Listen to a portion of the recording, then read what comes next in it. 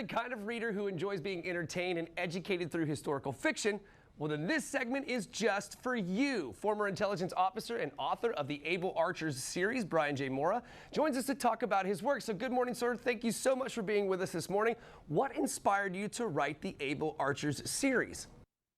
Well, good morning, and good morning to your viewers. Thank you very much for the invitation to be with you today.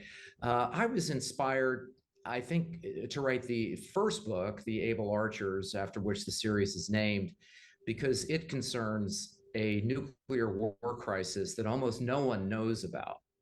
It occurred in 1983, and it was just as bad as the Cuban Missile Crisis.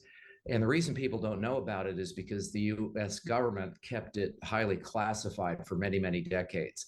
So I was initially inspired because I wanted to bring that story to life.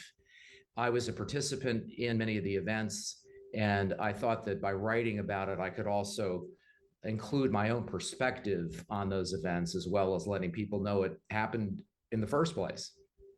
That's incredibly interesting. I know nothing about that. So before we get kind of into the book, I have to ask. I was like, so, you know, how close did we come to a major nuclear war in 1983? What happened?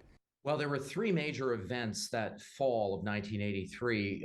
The first event, some of your viewers may remember, and that was the time that the Soviet Union shot down a Korean airliner.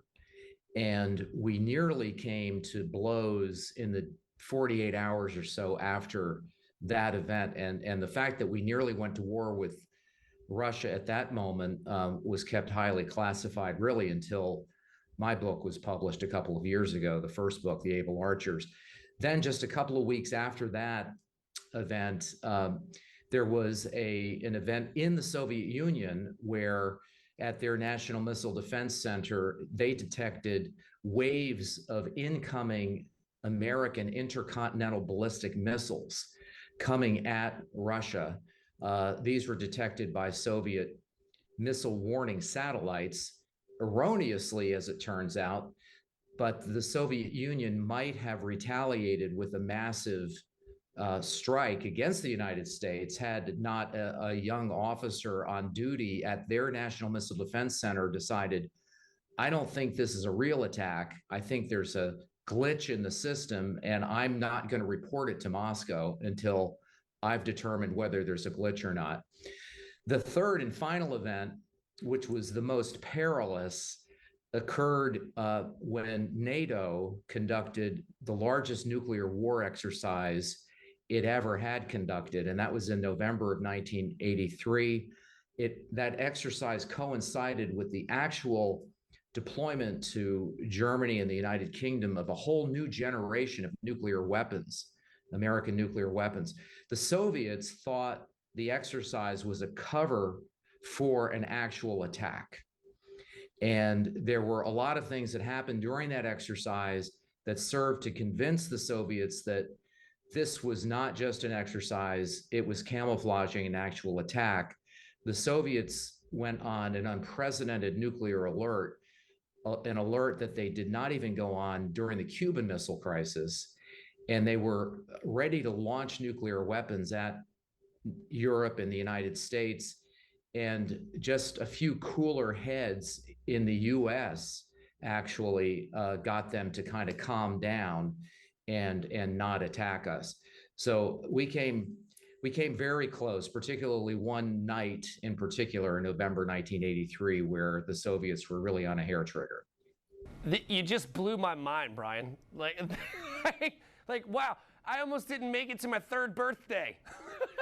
That's incredible. And let me ask you, so why do you use first-person narration? I use first-person narration for my two dueling heroes, if you will. I have an American narrator who is a young intelligence officer, and a Soviet narrator who's a more seasoned, older intelligence officer. I use first-person narration because I want people to feel what these guys are feeling. I want the reader to experience what it was like to go through these various crises and get kind of a visceral, gut level sense of the tension and the panic in some cases that these guys were feeling, and to put the reader right in the room with these guys. And I have dueling, as I call it, first-person narration, because I want to portray these events through American eyes and through Russian eyes, so people get a sense of this is how the Americans are seeing an event, and then on the other side of the Iron Curtain, here's how the Russians are seeing the very same event. And it might be very, very different depending on who's viewing it. Yeah, that is very interesting. Brian, your book is really, really amazing. You're an incredible author, and these are wildly fascinating stories. So where can I send folks to find your book? Well, this book and the follow-up to The Able Archers, which is called The Righteous Arrows, and that was just released 2 weeks ago, by the way. The second book is brand new. They're available from all the major online retailers: Amazon, Books A Million, Bookstore, BarnesandNoble.com. And viewers can also go to my website, which is brianjmorra.com. And there are easy access links on my website to get to where these booksellers are actually selling books. So it's widely available. The first book, The Able Archers, is available in all formats, including audiobook. So it's available for folks in many different formats. Excellent. Brian, thank you so very much for joining us this morning. We really do appreciate it. And guys, if you want to watch this segment again, head over to FCN Plus.